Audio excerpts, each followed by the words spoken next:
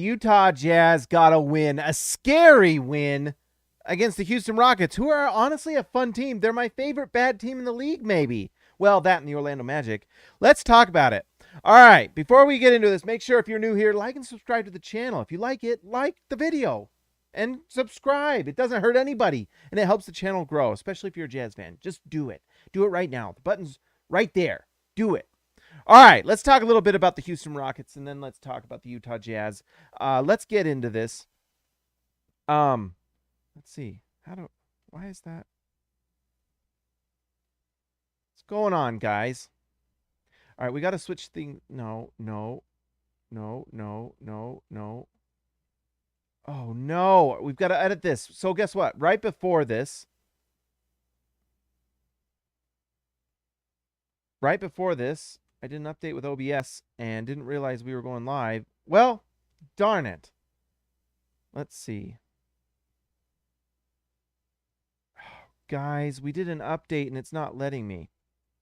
I usually like to pull up the screen. Well, this is just great for going live. This is just great. Can we pull this up? No. Well, dang it, guys. I'll have to work on this later. Nope.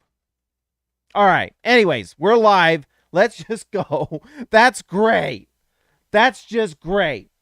Let's just go. It's okay. We don't need the back screen. We're used to it now. Anyways, guys, can we just talk to OBS and say, why did you have to change your things? And I should have tested it beforehand, but we'll get it ready for next time. Anyways, we're live. That's the joy of going live. The Houston Rockets, by the way, if you want to follow along, go to NBA.com and just go to the box score. My favorite part about the Houston Rockets might be that Garrison Matthews is in a green jersey on the screen. Dang it, I wish that would show. It's not showing. It's not showing. This is a bad day. Let's see. There we go. Did it? Ah, we did it. I figured it out. Okay. Shout out to OBS for nearly ruining my show here. Okay. Can we just get back on track like the Jazz? Hey, the Jazz collapsed at the end. We collapsed at the beginning, but guess what? We recovered. Anyways, my favorite part right now about the Houston Rockets is right here. The green jersey. What is that? What is that? Green jersey for Garrison Matthews? I think my favorite part about this show is that I asked for everyone to subscribe at the beginning and promptly had a terrible, terrible beginning. That's the Hoops Nerd Show, all right? We didn't... Hey, Christian House Money to House says you're a genius. Hey, I'm a nerd. I didn't ever claim I was a genius, all right? Geniuses probably test their software before they go live. Right? They don't just click, oh, so when OBS says let's do an update, they don't just click, oh, okay, I'll do the update right now, and then we'll just start. That's what I did. All right, so Garrison Matthews has a green jersey, but he's on the Houston Rockets. He is a great shooter, though. But really, I just wanted to talk a little bit about Jalen Green. If you're a Rockets fan, I feel like you have not gotten a fair shake with Jalen Green. This Houston Rockets team is not good. It's not good. And I know, like, certain players come into this league and just change the game right away. You know, Jalen Green, you know, LeBron James, he is not. You know, he's just not. He, you know, like, Cade Cunningham gets a lot more leeway for whatever reason on Detroit than Jalen Green does in Houston. But I will tell you, after watching both these guys, I like them both. I really like Cade Cunningham, and I think he was the right #1 overall pick. But I don't hate that the Rockets went after Jalen Green. One of the things I love about Jalen Green on the floor is just the body. He's so tall and so long and is so quick and athletic. I mean, that is just an incredible piece of clay to work with. And as he just develops, he's going to be great. But he had multiple plays tonight where he just showed me that he's got it. As a shooting guard in the NBA, or even like a three, like a wing, with his size, he can play the wing. I love it. And he can shoot. His athleticism is through the roof. And honestly, the longer you get into watching this game and scouting players and rookies and just watching players in general, you know, a lot of people will be like box score watchers and they'll look at this and be like, well, his numbers tonight were out of this world. Like, but they'll look at like a 3-point shot. They'll say like, oh, Kevin Porter Jr. 1 for 6, not a good player. Well, when you watch Kevin Porter Jr., you realize that he has a lot of skill. I don't know if I'm a huge Kevin Porter Jr. fan, but the guy has a lot of skill and you can see it. And he's also big. I mean, this is a big guard tandem. But Jalen Green he's just big, he's athletic, and he does things that are just fantastic.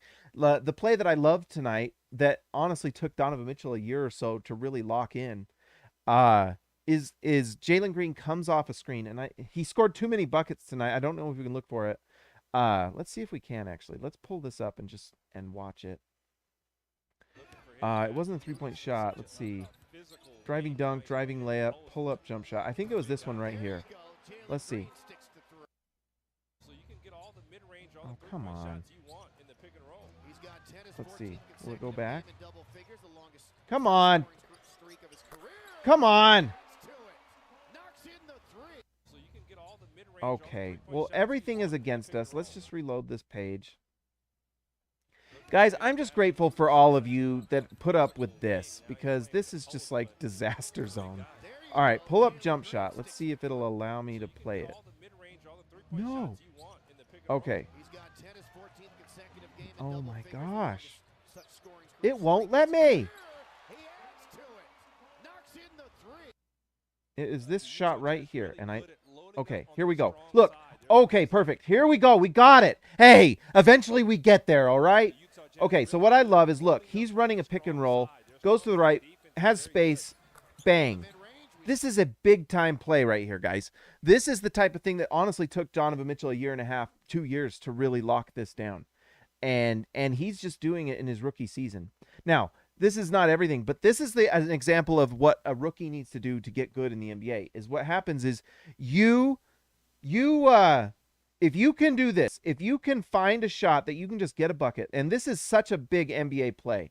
I mean, this is against Rudy Gobert and Mike Conley. Mike Conley's a good on-ball defender. I know he's older, he's not the same as he used to be, but it's still a very solid, good NBA on-ball defender. And then you watch this, so he has patience, he sees the screen, pull up in mid-range, and knocks it down.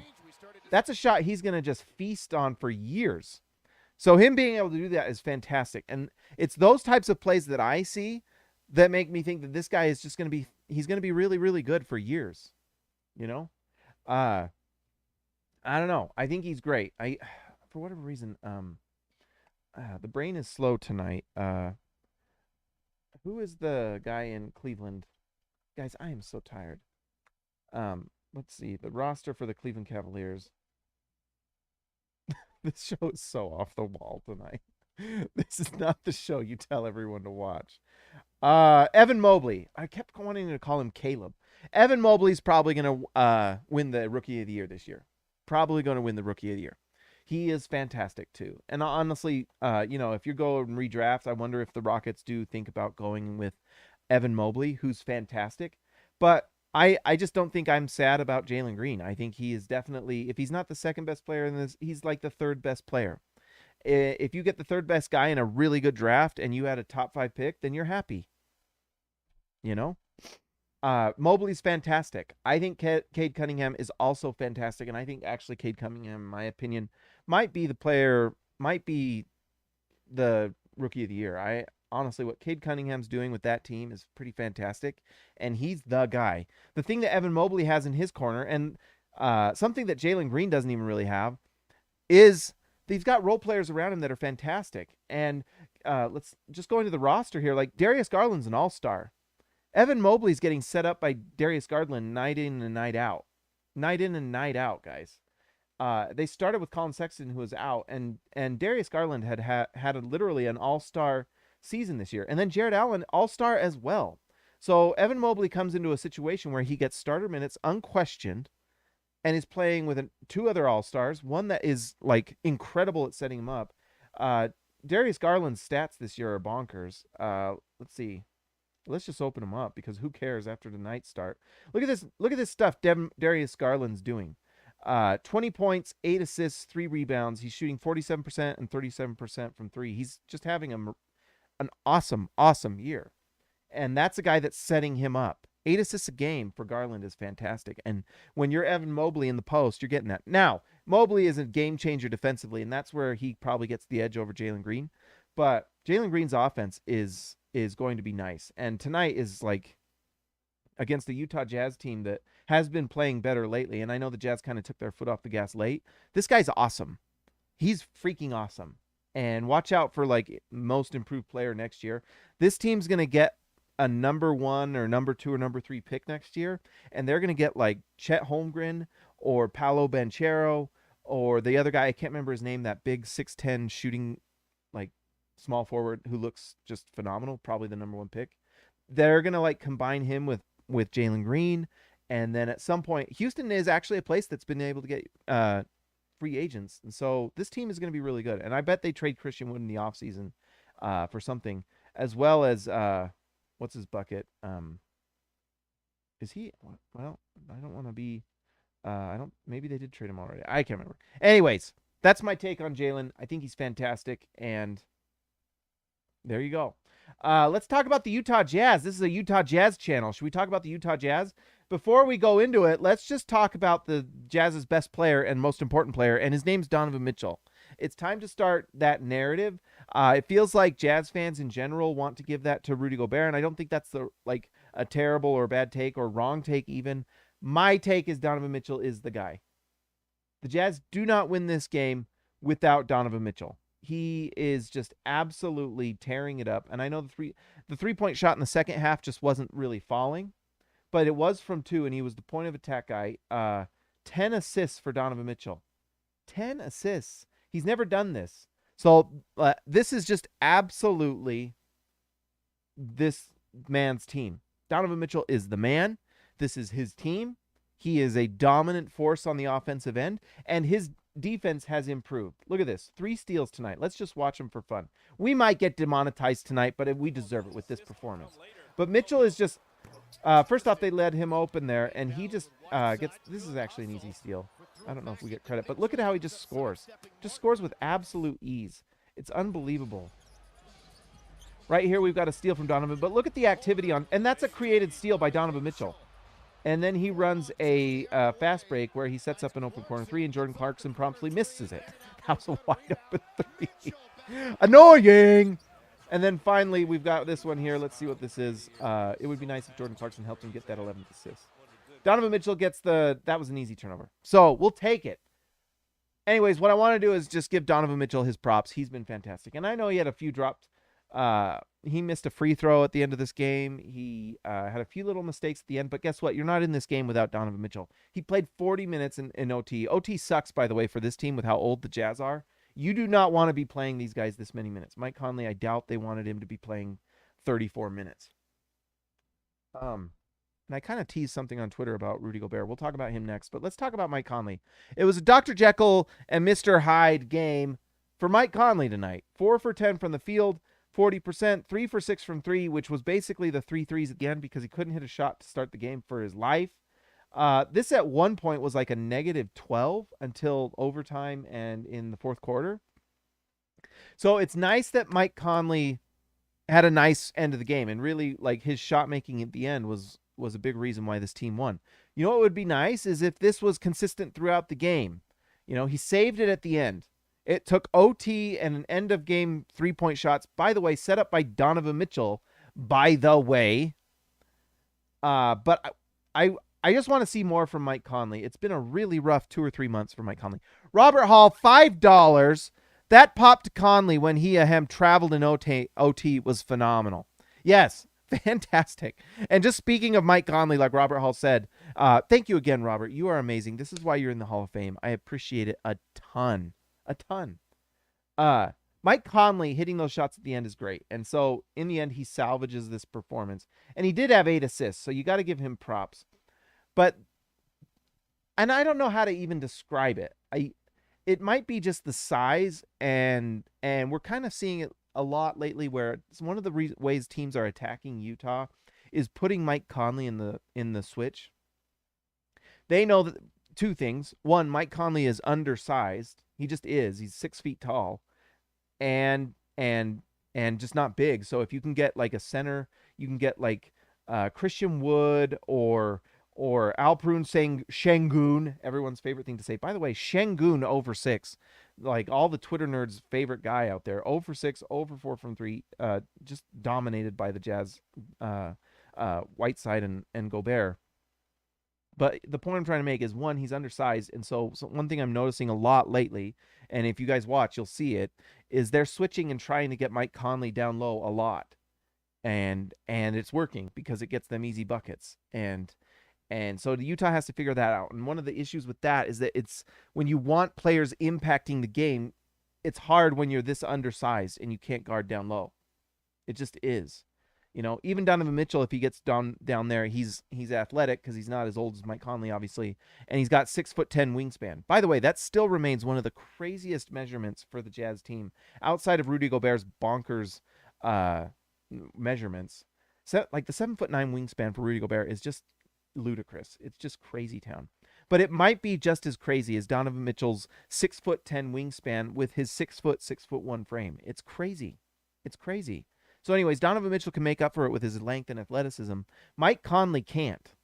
He just can't. He's 6 foot. He's old. And that's the second thing, is not only is he small, but teams know he's old, and teams know that they don't, Utah doesn't want Mike Conley banging with bigs down there, right? Like, Utah doesn't want Mike Conley getting injured. It's one of the major issues this season. It's one of the things Utah's trying to avoid. And so if a team can get Mike Conley down low, the Jazz are going to kind of let that go. You know, it sucks, but it's right. So it's just that the question is that like a regular season thing, or are we going to see that issue in the playoffs? Mike Conley's not going to grow 5 inches going into the playoffs, but the Jazz, once the playoffs start and things get real, they might be okay with Mike Conley banging down low and putting in 100% effort on the defensive end on certain guys. Now, it's scary. That happened last year with Ja Morant, and Mike Conley came in and played really good defense and played hard against Ja Morant and ended up injured. And it could have been because he re-aggravated an injury he had already had in the regular season. Either way, that effort got him hurt. And so it's nerve-wracking. It's nerve-wracking. But anyways, that's an issue with Mike Conley. All right, one thing I noticed with Rudy Gobert. By the way, Rudy Gobert put up, like, the numbers here were fantastic, and I think the -12 is weird. This is bizarre. I don't, like, it's kind of hard to explain. Rudy was in the game for that collapse at the end. It's bizarre. The -12 is really bizarre. I don't know how that even happens. I think part of it is related to the fact that Rudy Gobert shares the floor with Mike Conley, and this -4 was pretty bad until Conley made those threes, and Rudy might not have been on the floor when those threes were falling down. So either way, this is weird. It's weird that this duo continues to have a weird, like a negative plus-minus. That's the name of this game, was weird. It's a win for the Jazz, but it didn't feel like a win. It didn't. Bizarre. But anyways, Rudy Gobert's like efficiency is out of this world. 12 for 14, 17 rebounds, 27 points, 2 blocks. I mean, just bonkers numbers for Rudy. It's crazy. I don't get it. I don't understand. This is one of those I don't understand, so probably ignore that. But something to watch. I do feel like Rudy wasn't like, it's so weird. Sometimes Rudy, I don't always know how to explain it. Like, it's like he puts up these really insanely good numbers, and it's hard to put up good numbers like this. This is just not easy. But some of this is also just a Rockets team that is just like no one inside to stop. Like, who's stopping Rudy? You know what I mean? That's part of this. But you know, I don't know. It's so bizarre, guys. I don't know how to explain that. Brain fart tonight for me. But anyways, one thing I did like, one thing I saw, and it actually made me really happy, was that there was one play where Rudy Gobert contested a 3-point shot. Now, we've seen Rudy Gobert contest a 3-point shot, but he does that thing where he just puts his arm out and he kind of goes up to him, but he doesn't really actually contest the shot. We all know what I'm talking about, right? We've all seen that, where Rudy Gobert kind of does that step thing, goes up, tries to make his presence felt, and the other player shoots it. Well, we've kind of realized that certain players know that he's not contesting the shot when he does that. It's not a real contest. It is what that is a film room contest. So that after the game's over, you can see Rudy Gobert contesting, but it's not a contest. Now, the point of this is that Rudy Gobert tonight had a contest that made me really happy. He jumped up high past the defender. He jumps. It forced the three-point shooter to not shoot the ball. I can't remember who it was. They didn't take the shot because Rudy contested it hard. And if Rudy contests a shot with actual effort, it stops the shot 100%. But what made my pessimistic Jazz heart happy and just gave me some sort of joy in this terrible existence that is this mortal life sometimes was that the guy drove to the rim, and do you know what happened? Do you know what happened? Daniel House and everyone else on the floor rotated perfectly, and they had to move the ball, and a shot was missed. It made me so happy. And I've seen it twice now in the last couple of games. It means that maybe Rudy Gobert is trusting the other Jazz players on this team on defense. He's doing it. You've got Donovan Mitchell is putting in extra effort. You've got Daniel House, who is looking like the best perimeter player, best perimeter defender on the Jazz right now. He looks fantastic. Royce O'Neal had one of the worst fourth quarters ever.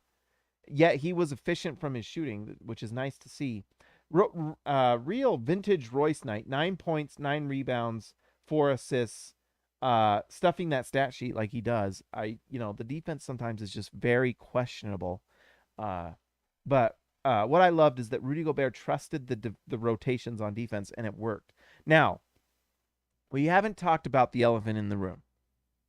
And that was the collapse in the fourth quarter. It's funny, I was watching this game behind everyone else because we went for a walk, me and the family. And I came back and I was like behind everyone. And Twitter, everyone was losing their minds. So I had a good idea of what happened. Anyways, 6:47 left in the game. The Jazz are up by like 14 points. I looked at and I knew from what people had been saying online, things went poorly. I don't know, there's two things that causes that. And one has been a lack of mental toughness. So that's one of them. Like this Jazz team, I don't know what it is, but they need to be tougher mentally. You've just got to be tougher. They should not have had to go to overtime to win this game. They were up 14 with 6 minutes, 47 left. 6 minutes, 47 seconds left. You can't do that. You've just got to be tougher than that mentally. You just have to. And if this team is just not mentally tough enough, then it is what it is, but it's a big problem because nights like tonight against the worst team in the NBA record-wise are going to be worse against good teams, We saw what happened to the Jazz right before All-Star break with the Lakers, who are a bad team but have LeBron James, and LeBron James came and the Jazz folded like a chair, and tonight the same thing happened. Mistakes at the end, missed shots, and bad defense, bad transition defense, just everything. Terrible. So you know what? It's a mental toughness thing. The other reason tonight possibly is that the Jazz are just playing a bad Rockets team and they're acting like it's garbage time, but they were only up 14. You can't do that. And that goes back to like a mental toughness thing. Like, does this team have like that killer edge? I know like people who follow this channel aren't probably the biggest Kobe fans because it's a Jazz channel, but one of the things about Kobe Bryant that I always respected was that he never ever wanted to let another team back in the game. He wanted to step on their throat and crush their soul when you're up. And I don't know if, we talk about Mamba mentality. This team could use some Mamba mentality, some villain, some sneer, and some like anger, and some like dirty, this team needs more of that. And I just don't always know if they have it. Like when you're up 14, it's not the time to relax. It's not the time to like sit back and coast. That is the time where you crush them. You know what I mean? That is the time where you just pummel them. You dunk the ball. You take the life out of them. Instead, this Jazz team just like takes the foot off the gas, just gets loose with things. And it's crazy because we've seen them do it in the playoffs. You know what I mean? It's crazy. And so I don't know what it is. I don't know what it is. And Nathan Morin, 199. Thank you, sir. Watched every episode for over a year. Great work. Thank you, Nathan. You know what? You're the man. And everyone give Nathan a shout out because he's awesome. All right. Thank you, Nathan. I think Donovan Mitchell has that, but I don't know if the other guys on this team have it. I just don't know. Like you go down this line, looking at this line, who on this is like your no, the guy that just goes out there and he's gonna crush their soul. I don't see it in Bojan. Royce isn't that guy. Rudy's not that guy. Mike Conley is fantastic, when he's playing well, but he's like literally has won 2 awards for the being like Sportsman of the Year, literally the nicest guy in the NBA. And you're not doing that with your bench guys. So where is that edge? Where is that like fire? Where is that like Mamba mentality we talk about? Like Ezekiel says, we need a dog. Where is that? I don't know. And I don't know, but you shouldn't be up 14 with 6:47 left and let them back in the game. You know what I mean? And it took like Mike Conley finally hitting threes to win, because Mike Conley before, going into like the fourth was like 1 for 8. It was really, or 1 for, I can't remember. It was not good. And then he made those 3 threes. So he's 0 for 3 from 3 going into like the fourth quarter. It was bad. So it was nice that Mike Conley saved him, but this team needs some piss and vinegar, if you know what I mean. You know what I mean? They got to be Mamba-like or Jordan-like or whoever, that just like an insane, crazy edge. And I don't know. I think the Jazz got to find that this offseason, I'll be honest. Like, this season's going to be really fun, and we'll see what they do in the playoffs, and let's hope they catch fire in the playoffs and win it all, because I would love that. I want that more than anything. Do I believe that's going to happen? Probably not, but I hope. We'll be here for every single game. You can count on that. But I want to see that edge from this team, guys. It's one of those things we talked about all year. You know what I mean? I don't know. And, maybe I'm being rough on them. It is just a regular season game. But come on. I'm